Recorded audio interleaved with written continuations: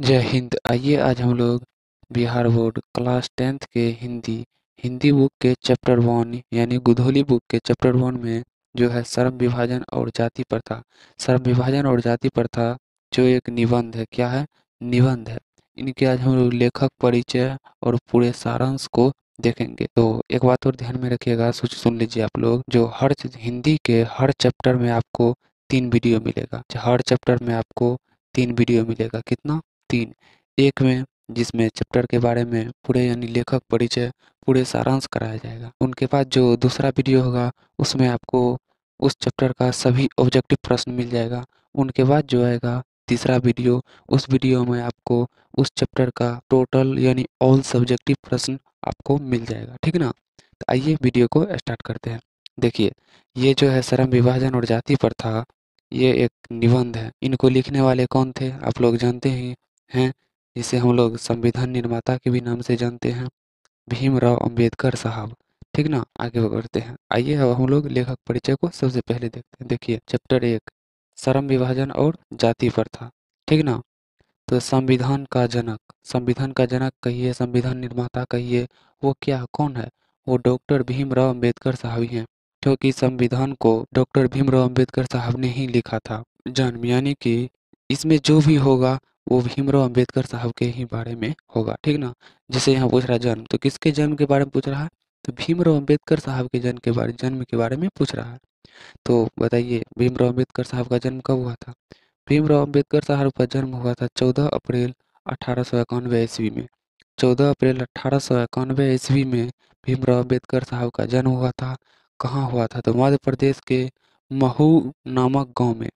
मध्य प्रदेश के महू नामक गांव में एक दलित परिवार में हुआ था, काफ़ी गरीब परिवार में हुआ था। इनकी जाति जो थी, ये कौन सी जाति से बिलोंग करते थे? ये महार जाति से बिलोंग करते थे, जिसे हम लोग अपनी देहाती भाषा में डोम भी कहते हैं। इनके माता का नाम क्या था? यानी भीमराव अंबेडकर साहब के माता का नाम क्या था? भीमराव अंबेडकर साहब के माता का नाम था भीमाबाई। क्या?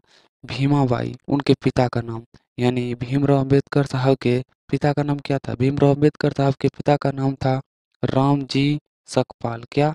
रामजी सकपाल। तो आगे देखिए, आगे है विवाह, यानी भीमराव अंबेडकर साहब का विवाह कब हुआ था? भीमराव अंबेडकर साहब का विवाह हो गया था 1906 ईस्वी में। किसके साथ हुआ? तो हामाबाई के साथ। हामाबाई के साथ। ये मैट्रिक पास कब किए थे? यानी कि ये मैट्रिक का एग्जाम कब दिए थे? तो मैट्रिक का एग्जाम दिए थे 1907 ईस्वी में। तो भीमराव अंबेडकर साहब जो थे, भीमराव अंबेडकर साहब के जीवन के कुछ प्रमुख व्यक्ति थे, प्रेरक व्यक्ति जिसे हम लोग कहते हैं। तो क्या थे? कौन कौन थे वो बुद्ध, कबीर और ज्योतिबा फुले। कौन? बुद्ध, कबीर और ज्योतिबा फुले। अंबेडकर साहब उच्चतर शिक्षा के लिए कहाँ गए थे? यानी अंबेडकर साहब जब अपने शिक्षा प्राप्त कर ली थी, यानी मैट्रिक इंटर कर लिए थे, तो वो उच्चतर शिक्षा के लिए कहाँ गए थे? तो उच्चतर शिक्षा के लिए सबसे पहले गए थे न्यूयॉर्क, जो अमेरिका में है। फिर उसके बाद गए थे कहाँ? तो उसके बाद गए थे लंदन, जो कि इंग्लैंड में है। कहाँ है? इंग्लैंड में है। ठीक ना? वकालत कहाँ क्यों? हाँ, भीमराव अंबेडकर साहब कुछ समय वकालत भी किए थे। भीमराव अंबेडकर साहब कुछ समय वकील का भी काम किए थे। कहाँ किए थे? तो स्वदेश में। स्वदेश में कहाँ? तो स्वदेश में। स्वदेश का मतलब क्या होता है? स्वदेश का मतलब होता है वह देश जिसमें किसी का जन्म तथा पोषण पालन हो, यानी कि भीमराव अंबेडकर साहब का जन्म जिस देश में हुआ था, उसी देश में वो कुछ समय वकालत भी किए थे। तो किस समय? भारत में ही वकालत किए थे। प्रथम भाषण का सम्मेलन, तो भीमराव अंबेडकर साहब का जो प्रथम भाषण था, उसका सम्मेलन कहाँ हुआ था और कब हुआ था? तो भीमराव अंबेडकर साहब के भाषण का पहला सम्मेलन हुआ था 1936 ईस्वी में। कब? 1936 ईस्वी में। कहाँ हुआ था? तो लाहौर में। कहाँ? तो लाहौर में। याद रखिएगा, प्रथम भाषण सम्मेलन कहाँ हुआ था? तो लाहौर में। कब? तो 1936। मेन पॉइंट तो इनमें यही है, इनका जन्म कब हुआ था? तो 14 अप्रैल 1891 ईस्वी में। कहाँ हुआ था? तो मध्य प्रदेश के माहू नामक गांव में हुआ था। ये माता का नाम पिता का नाम कभी नहीं पूछता है। माता का नाम पिता का नाम कभी नहीं पूछता है। पूछता है क्या? तो कभी भी पूछता है तो अक्सर पूछता है उनका जन्म कहाँ हुआ था, जन्म कब हुआ था, कहाँ हुआ था। अक्सर यही सवाल पूछता है। ठीक ना?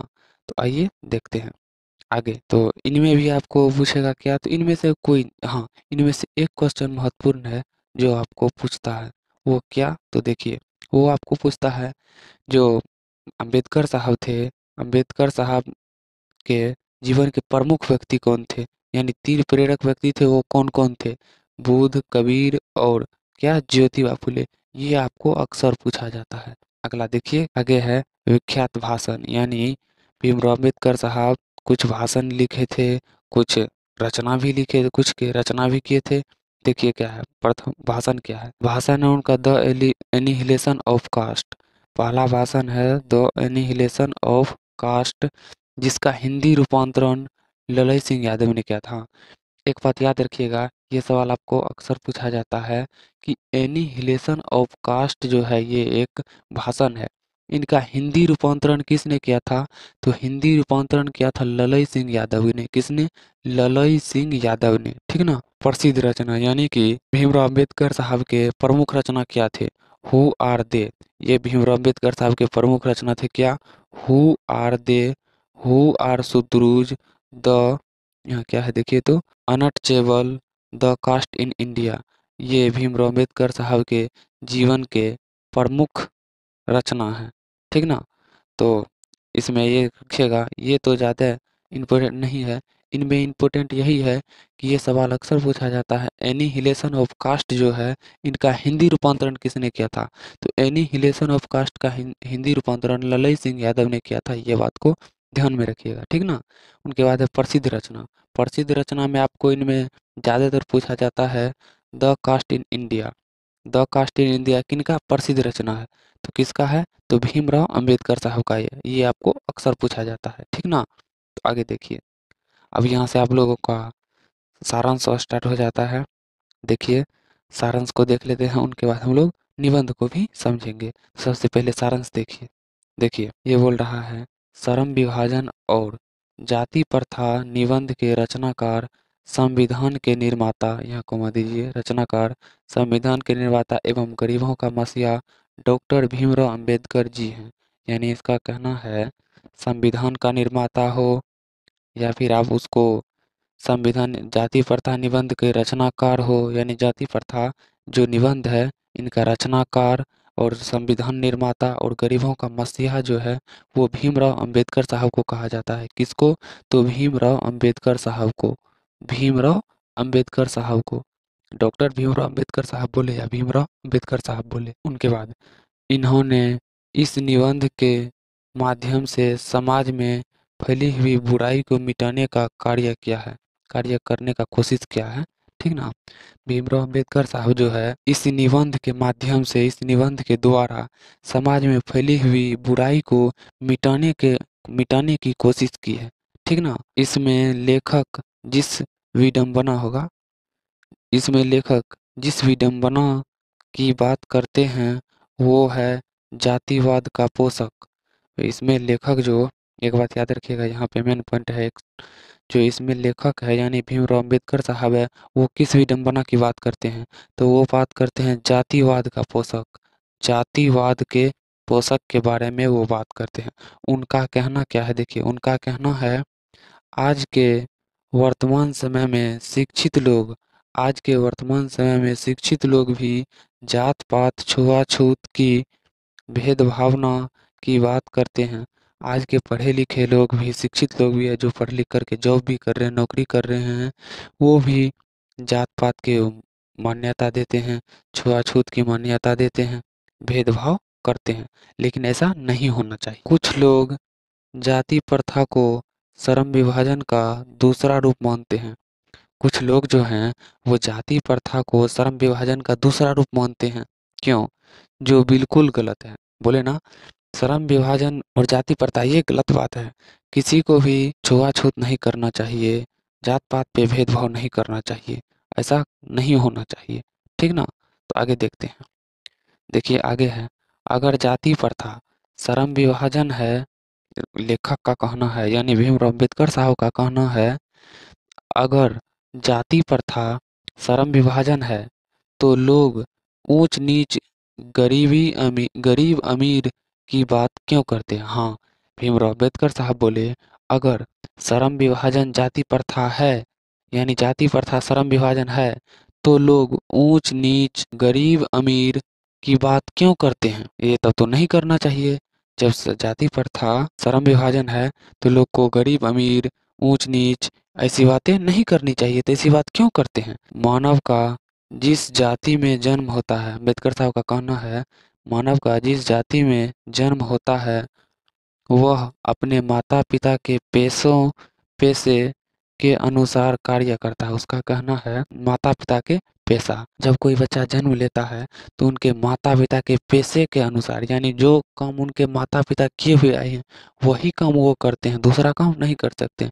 पैसे के अनुसार, अपने पेरेंट्स के अनुसार, मम्मी पापा के अनुसार जो काम किए हैं वही काम करते आते हैं, वही काम करना पड़ेगा, दूसरा नहीं कर सकते। चाहे उस कार्य में उसे रुचि हो या ना हो, वो करना ही पड़ेगा। चाहे उस काम में उसका मन लगे या ना लगे, करने का मन करे या ना करे, उसे करना ही होगा।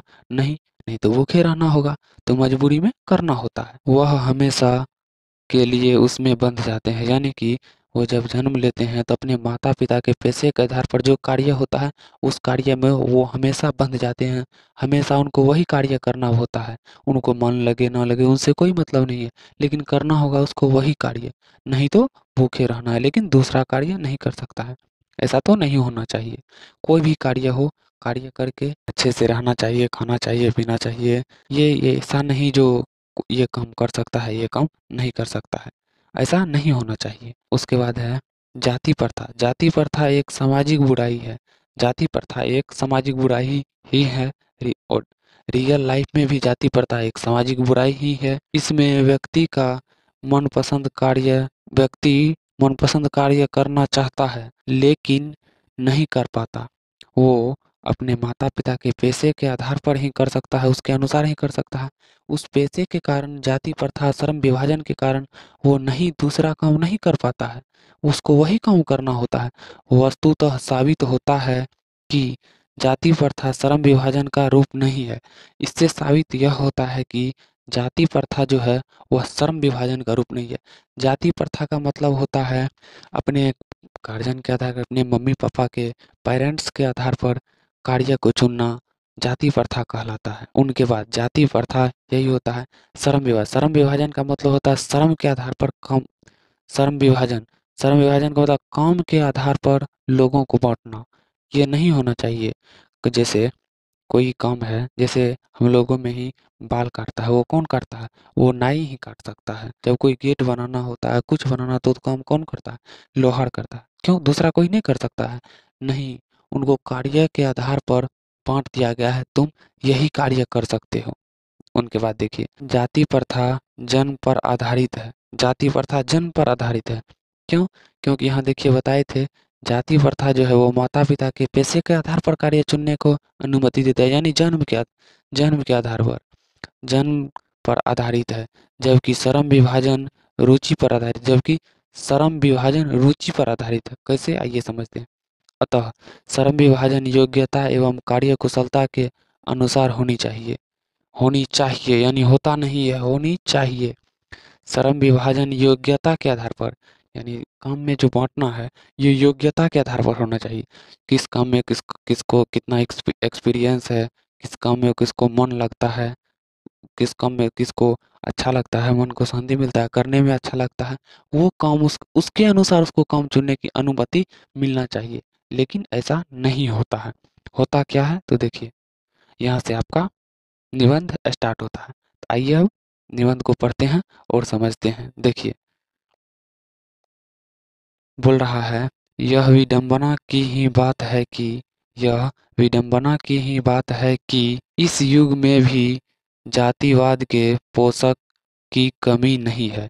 लेखक का कहना है कि इस युग में, वर्तमान समय में भी जातिवाद के पोषकों की कमी नहीं है, जातिवाद को मानने वालों की कमी नहीं है, वो भी अभी बहुत ज्यादा हैं। उसके बाद है, इसके पोषक कई आधारों पर इसका समर्थन करते हैं। इसका कहना है इसके पोषक जो हैं, जो इसके मानने वाले हैं, इनको कई आधारों से, कई तरीकों से इसको समर्थन करते हैं। एक तरीके से नहीं, कई तरीकों से इसको समर्थन करते हैं। आइए कैसे समर्थन करते हैं। समर्थन का एक आधार यह कहा जाता है कि समर्थन का एक आधार यानी एक रास्ता यह है कि आधुनिक सभ्य समाज कार्य कुशलता के लिए श्रम विभाजन को आवश्यक मानता है। इसका कहना है आधुनिक सभ्य समाज वर्तमान के लोग यानी वर्तमान के समाज सोसाइटी में कार्य कुशलता के लिए श्रम विभाजन को आवश्यक मानता है।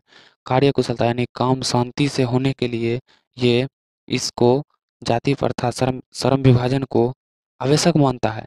जैसे कोई काम होता है कार्य कुशलता शांति से हो, कोई काम शांति से हो, इसके लिए श्रम विभाजन आवश्यक है। कैसे, आइए देखते हैं। और चूंकि जाति प्रथा भी श्रम विभाजन का ही दूसरा रूप है, इसीलिए इसमें कोई बुराई नहीं है। उसका कहना है, जातिवाद के पोषक का कहना है कि जाति प्रथा जो है वो श्रम विभाजन का ही दूसरा रूप है, इसीलिए इसमें कोई बुराई नहीं है। कैसे बुराई नहीं है? बहुत बुराई है इसमें। इस तर्क के संबंध में पहली बात तो यही आपत्तिजनक है कि जाति प्रथा श्रम विभाजन के साथ साथ श्रमिक विभाजन का भी रूप लिए हुए हैं। इसका कहना है, आपत्ति की बात यह है कि दुख की बात यह है कि इसका कहना हुआ दुख की बात यह है कि जाति प्रथा श्रम विभाजन के साथ साथ श्रमिक यानी कि जिसको हम लोग मजदूर कहते हैं, श्रमिक कहते हैं, श्रमिक का भी विभाजन करता है। कैसे करता है? देखिए, इसका कहना है श्रम विभाजन निश्चय ही सभ्य समाज की आवश्यकता है। इसका कहना है श्रम विभाजन जो है, जातिवाद के पोषक का कहना है, जो इसको मानते हैं उनका कहना है कि श्रम विभाजन निश्चय ही सभ्य समाज की आवश्यकता है।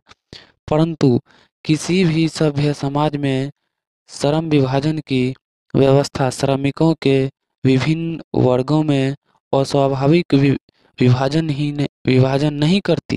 अस्वाभाविक विभाजन नहीं करती। भारत की जाति प्रथा की एक और विशेषता यह है कि यह श्रमिक का अस्वाभाविक विभाजन ही नहीं करती, बल्कि विभाजित वर्गों को एक दूसरे की अपेक्षा ऊंच नीच भी करार देती है। इसका कहना है भारत में जो जाति प्रथा है, भारत में जाति प्रथा श्रम विभाजन जो है, इनका एक और विशेषता है।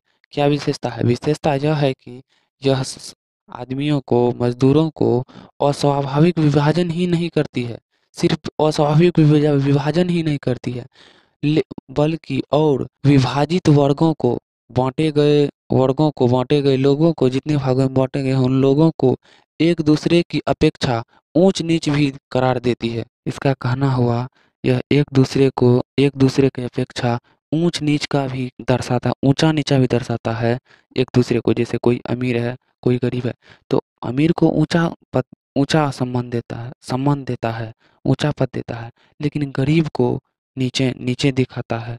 ऐसा नहीं होना चाहिए, जो विश्व के किसी भी समाज में नहीं पाया जाता है। देखिए, जो दुनिया के किसी भी कोने के किसी भी समाज में, किसी भी में नहीं पाया जाता, वो सिर्फ भारत के जाति प्रथा श्रम विभाजन में पाया जाता है। उनके बाद है, जाति प्रथा को यदि श्रम विभाजन मान लिया जाए तो स्वाभाविक विभाजन नहीं है। यानी इसका कहना हुआ, जाति प्रथा को अगर हम लोग श्रम विभाजन मान लेंगे तो यह लोगों का स्वाभाविक विभाजन नहीं है, यह लोगों का विभाजन स्वाभाविक नहीं है, सत्य नहीं है, क्योंकि यह मनुष्य की रुचि पर आधारित है नहीं है, क्योंकि यह मनुष्य की रुचि पर आधारित नहीं है। क्यों? कि आदमी को जो काम करने में मन लगता है कि नहीं लगता है, उससे उनको मतलब ही नहीं, उनकी रुचि पे आधारित है ही नहीं। ये तो आधारित किस पे है? कुशल व्यक्ति या सक्षम श्रमिक समाज का निर्माण करने के लिए यह आवश्यक है।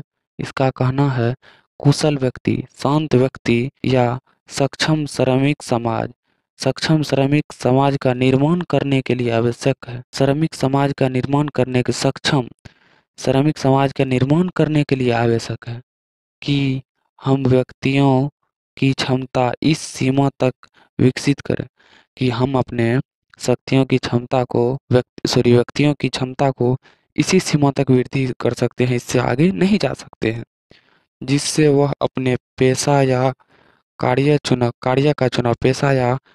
का चुनाव स्वयं कर सके। उसको अनुमति नहीं देता है कि यह पेशा या कार्य जो है उनके अनुसार वो स्वयं कार्य को चुन सके, इनकी अनुमति नहीं देता है। इस सिद्धांत के विपरीत जाति प्रथा का दूषित सिद्धांत यह है कि इस सिद्धांत के उल्टा इस सिद्धांत ये तो अच्छी बात है कि उसको स्वयं कार्य कर सके, कोई भी कार्य स्वयं चुन सके, ऐसा अनुमति देता है।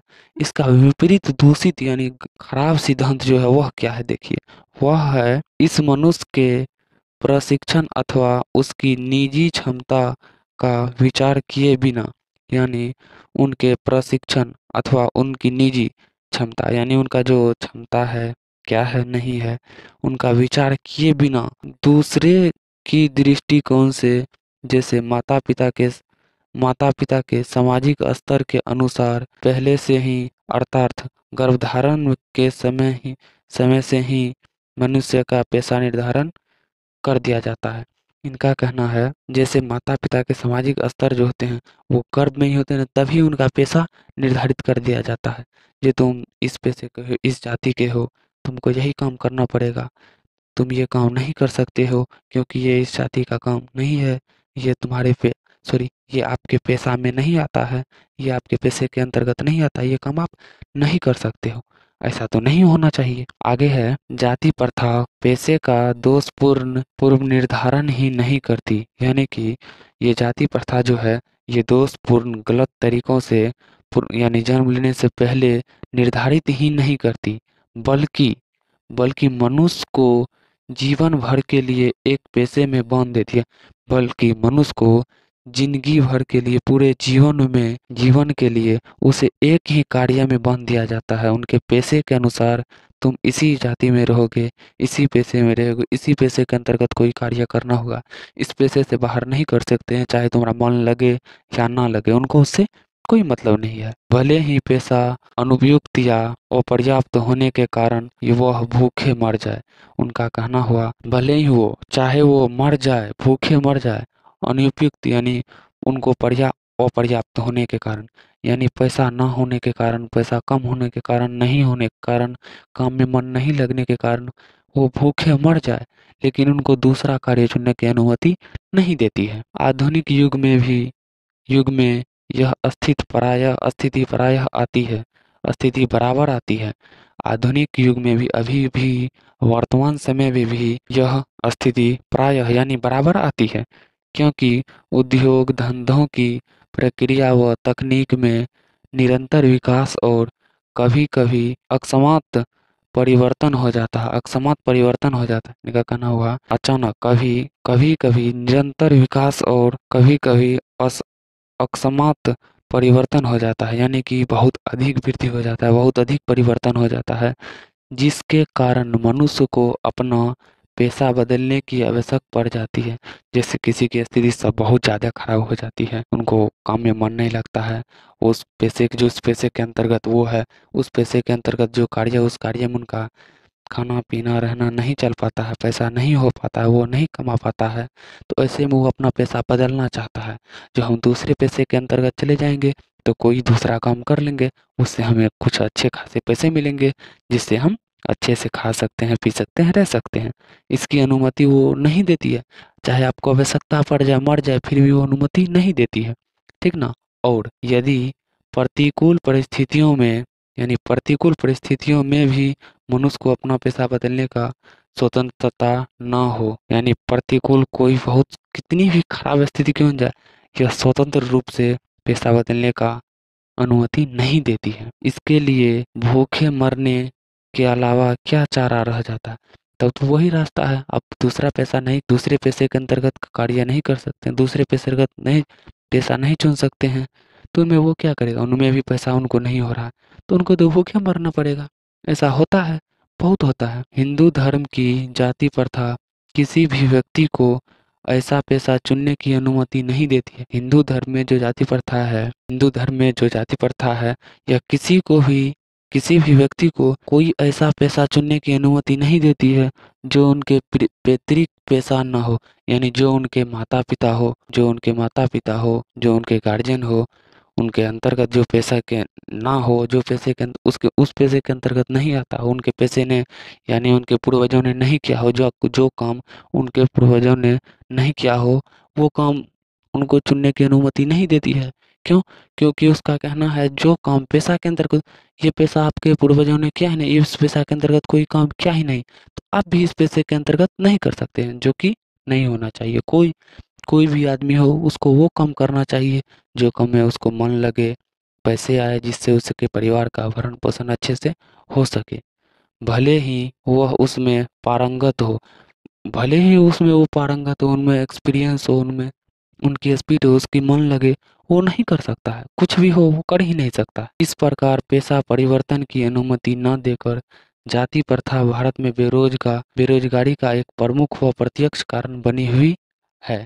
इसका कहना है यह अनुमति नहीं देने के कारण भारत में जो है जाति प्रथा बेरोजगारी का प्रमुख व प्रत्यक्ष कारण है। रियल में भी है।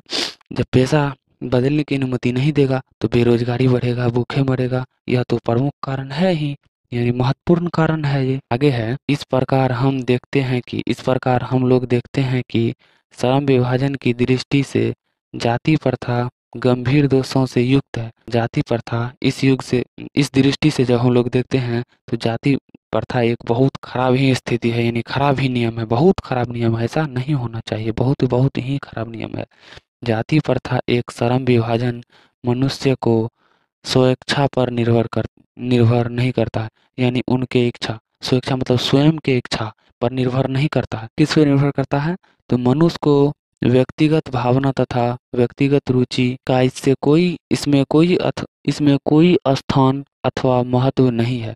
यानी उनके रुचि का, उनके व्यक्तित्व का, उनके भावना का, व्यक्तिगत का, जिसमें उसका एक्सपीरियंस है, उनको अच्छा लगता है काम करने में, अच्छा पैसा भी उनको आता है, उनको इसमें कोई भावना ही नहीं, कोई महत्व नहीं है, कोई जगह नहीं है, उनका कोई मतलब नहीं है। अब ऐसा सोच भी नहीं सकते हैं। इस आधार पर हमें यह स्वीकार करना पड़ेगा कि आज के उद्योग में गरीबी और उत्पीड़न इतनी बड़ी समस्या नहीं जितनी यह बहुत से लोग निर्धारित कार्य को अरुचि के साथ केवल विवशतावश करते हैं, यानी बेबस होकर करते हैं, लाचार होकर करते हैं। इनका कहना है, हम यह स्वीकार करते हैं कि हम लोग यह मानते हैं कि हम लोग को यह मानना पड़ेगा, हम लोग को यह मानना पड़ेगा और मानते भी हैं कि आज के समय में गरीब और उत्पीड़न इतना बड़ा समस्या नहीं है जितना बड़ा समस्या लोग के निर्धारित कार्य या अरुचि के साथ, यानी निर्धारित जो पेशा में निर्धारित काम है या फिर और रुचि के साथ केवल, यानी उनके रुचि का कोई मान नहीं है, बेबस होकर वह कार्य उसे करना होता है। ऐसी स्थिति स्वभावतः मनुष्य को दुर्भावना से ग्रस्त कर रहकर टालू काम करने और काम कम करने के लिए प्रेरित करती है। इनका कहना हुआ, मनुष्य को दुर्भावना यानी दुख के साथ, मनुष्य को अपने दुख के साथ दुखी से ग्रस्त करते हैं। दुखी से ग्रस्त रहकर, जैसे कोई भी हम ही हैं, जो काम में हमें मन नहीं लगता, हम दुखी हैं, दुखी से ग्रस्त, हम उसी में दुखी में ही रहकर टालू काम करेंगे, यानी जो काम करने में मन नहीं लग रहा है वो धीरे करेंगे या नहीं करेंगे। जो काम करने में मन ही नहीं लग रहा है, जिसमें मेरा एक्सपीरियंस नहीं है, आदत ही नहीं, वो काम को करने में मन नहीं लगा, वो करेंगे भी तो धीरे धीरे करेंगे, इधर उधर करेंगे, नहीं तो करेंगे ही नहीं। तो कम काम करने, यानी कम काम करने, धीरे धीरे काम करने के लिए प्रेरित करती है। यानी मन ही नहीं मानता, धीरे धीरे काम करना ही पड़ता है, बेबस होकर, मजबूर होकर। ऐसे स्थिति में जहाँ काम करने वालों का ना दिल लगता है और ना ही दिमाग, ऐसे स्थानों पर, ऐसे जगहों पर लोगों का ना काम करने का मन करता है, ना ही उनका दिल लगता है, इच्छा करता है, ना ही उनका दिमाग साथ देता है। करने का कुछ कर देता है, कुछ करने का कुछ कर देता है, कुछ। यही गलती है। कोई कुशलता कैसे प्राप्त की जा सकती है, यानी कुशलता, कोई शांति कैसे प्राप्त कर सकते हैं, कोई सफलता कैसे प्राप्त कर सकते हैं। अतः यह निविरवाद रूप से सिद्ध हो जाता है कि आर्थिक पहलू से भी जाति प्रथा हानिकारक है। आर्थिक पहलू से भी हमारे आर्थिक, यानी कि पेशा जो आर्थिक है, आर्थिक स्थिति जिसे कहते हैं, उसके माध्यम से भी जाति प्रथा हानिकारक है, क्योंकि यह मनुष्य को स्वाभाविक प्रेरणा, रुचि व आत्मशक्ति को दबाकर उन्हें अस्वाभाविक नियमों में जकड़ कर निष्क्रिय बना देती है। इसका कहना हुआ, स्वाभाविक रूप से, यानी जो उनका काम करने का मन है, प्रेरणा रुचि जिनमें उनका मन लगता है, वो प्रेरणा हो, आत्मशक्ति हुआ, उनके अंतरात्मा अंदर को दबाकर, यानी आत्मशक्ति अंदर दबाकर उन्हें अस्वाभाविक नियमों में जकड़ कर निष्क्रिय बना देती है। कोई काम करने का मन नहीं करता, उनको पूरे परेशान कर देती है, निष्क्रिय बना देती है। आगे है, अब मैं समस्या के रचनात्मक पहलू को लेता हूँ। अब मैं समस्या जो है उनके रचनात्मक पहलू को लेता हूँ, उनके बाद देखता हूँ। रचनात्मक पहलू को लेता हूँ। मेरे द्वारा जाति प्रथा की आलोचना सुनकर आप लोग मुझसे यह प्रश्न जरूर पूछेंगे। उनका कहना है, जाति प्रथा का यह आलोचना सुनकर आप लोग हमसे यह प्रश्न जरूर पूछेंगे कि यदि मैं जातियों के विरुद्ध हूँ, यानी मैं जाति प्रथा के विरुद्ध हूँ, तो यानी जातियों की जाति प्रथा के नहीं, जातियों के पेशा के विरुद्ध हूँ, जिसे कास्ट कहते हैं, तो मेरी दृष्टि से आदर्श समाज क्या है? ये तो पूछना बनता है, आदर्श समाज क्या है? तो मेरा उत्तर होगा, यहाँ देखिए, मेरा उत्तर होगा, लेखक का कहना है, मेरा उत्तर होगा कि मेरा आदर्श समाज स्वतंत्रता, समानता, भ्रातृत्व पर आधारित होगा। यानी कि स्वतंत्रता यानी आज़ादी पर, समानता एक समान, किसी को ऊंच नीच का दर्जा नहीं देना, एक समान, चाहे गरीब हो अमीर हो, एक समान इज्जत मिलना, एक समान रहना, एक समान बात करने सबसे, यह स्वतंत्रता देता है, यानी उन्हें आज़ादी देता है। आपको जब जो मन करे वो काम कीजिए, जो काम का मन नहीं करता वो काम नहीं कर सकते हैं। जब आपकी इच्छा हो कहीं कोई काम बदलने की, अब हम लोग ये काम नहीं करेंगे, अब हम ये काम करेंगे, तो आप कर सकते हैं उनको। जो काम अमीर लोग कर सकते हैं वो गरीब भी कर सकते हैं, जो गरीब भी कर सकते हैं वो अमीर भी कर सकते हैं। ये समानता है उसमें, इस पर आधारित है वो। क्या यह ठीक नहीं है? क्या यह ठीक नहीं है कि भ्रातृत्व अर्थात भाईचारा, भ्रातृत्व मतलब भ्रातृत्व अर्थात यानी भ्रातृत्व का मतलब हुआ भाईचारा। क्या? भाईचारा। भाईचारा में किसी को क्या आपत्ति हो सकती है? यानी भाईचारा में किसी को क्या आपत्ति है, उस किसी को क्या दिक्कत है भाईचारों से? तो किसी भी आदर्श समाज में इतनी गतिशीलता होनी चाहिए, किसी भी आदर्श समाज में इतनी गतिशीलता होनी चाहिए, इतनी स्पीड होनी चाहिए, गति में रहनी, इतनी गति में होनी चाहिए कि जिससे कोई भी वांछित परिवर्तन समाज के एक छोर से दूसरे छोर तक संचारित हो सके। कोई भी परिवर्तन, कोई भी काम समाज के एक छोर से दूसरे छोर तक संचारित यानी संचारित हो सके, जा सके। ऐसे समाज के बहुविध हितों में सबका भाग होना चाहिए, यानी ऐसे समाज को निर्माण करने में सबको भाग लेना चाहिए। ऐसे में सबके हितों में होना चाहिए ऐसे समाज, तथा सबको उनकी रक्षा के प्रति सजग रहना चाहिए।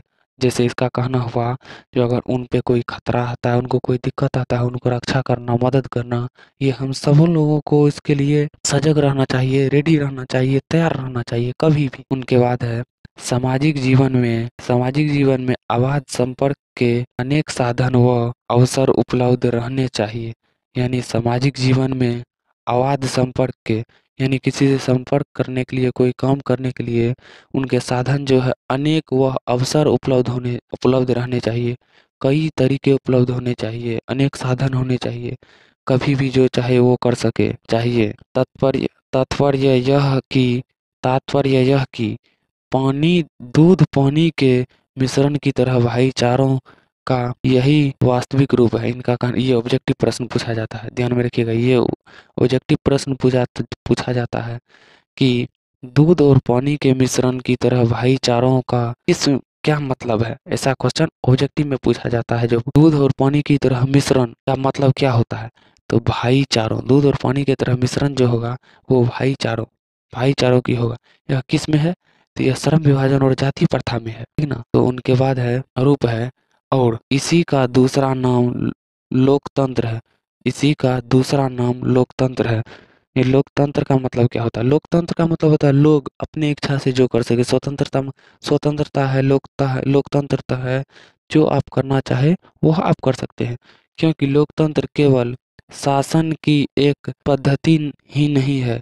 इनका कहना हुआ, लोकतंत्र जो है वो शोषण की ही एक केवल लोकतंत्र शोषण की ही शासन की ही एक सिद्धांत नहीं है। इनका कहना हुआ, लोकतंत्र जो है वो सिर्फ शासन का सिद्धांत नहीं रहना चाहिए, हम किसी को नेता बना दिए वो हम पे शासन चलाए, सिर्फ यही नहीं होना चाहिए। लोकतंत्र मूलतः सामूहिक जीवनचर्या की एक रीति तथा समाज के सम्मिलित अनुभवों के आदान प्रदान का नाम है।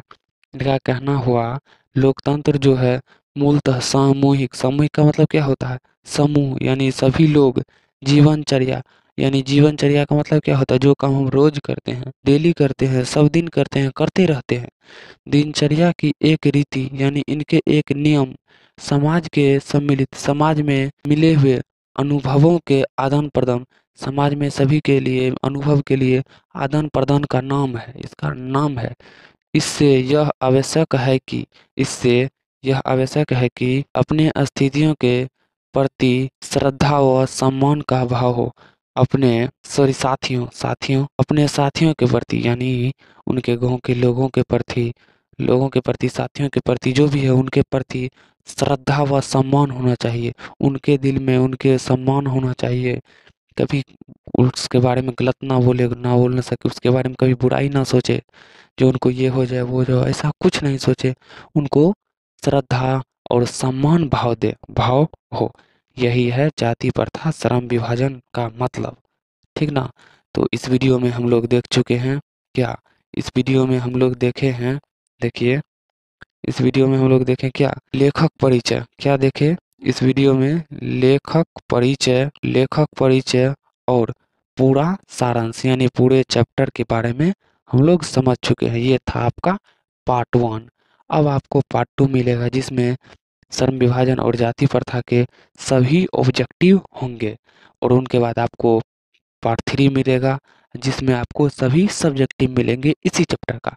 फिर हम लोग चलेंगे दूसरे चैप्टर में। आज का यहीं तक। अगर ये वीडियो आपको अच्छा लगा हो तो वीडियो को लाइक कीजिए, शेयर कीजिए और इस चैनल को सब्सक्राइब कर लीजिए, ताकि इस चैनल पे आने वाले हर नए वीडियो का नोटिफिकेशन सबसे पहले आप तक पहुंच सके। तो चलिए मिलते हैं किसी नेक्स्ट वीडियो में, तब तक के लिए जय हिंद।